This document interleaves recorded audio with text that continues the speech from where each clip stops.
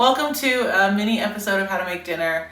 I wanted to jump on for just a minute today to talk about corn, specifically corn on the cob, and how to cut corn off the cob. It's not a very complicated tutorial, but I see a lot of people making this process really complicated, and I just don't think it needs to be that complicated. So I'm gonna get my cob, I'm gonna lay it down on its side, and I'm going to first, I actually like to cut the very end off because I find it easier to grab all of these like silk strings that way.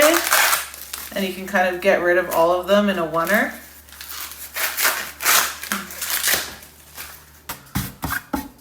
And now that we have our cob, I'm not gonna get a bundt pan out of my, cake cupboard. I'm not gonna get a bowl with an inverted bowl inside and prop the corn up.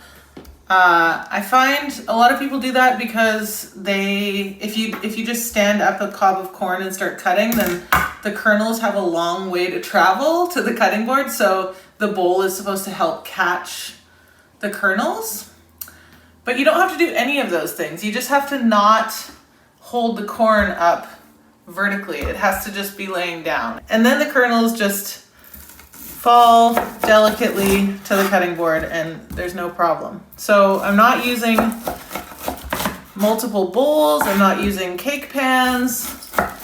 I'm just literally cutting the corn off the cob with the cob on its side. And then, of course, I always want to scrape the cob itself to get that extra corn flavored juice out of each of those little sockets. That's probably the messiest part of the whole thing. And that's it. Now I've got a bunch of corn ready to go into soup or whatever I'm using it for. That's it. That's it for this quick episode.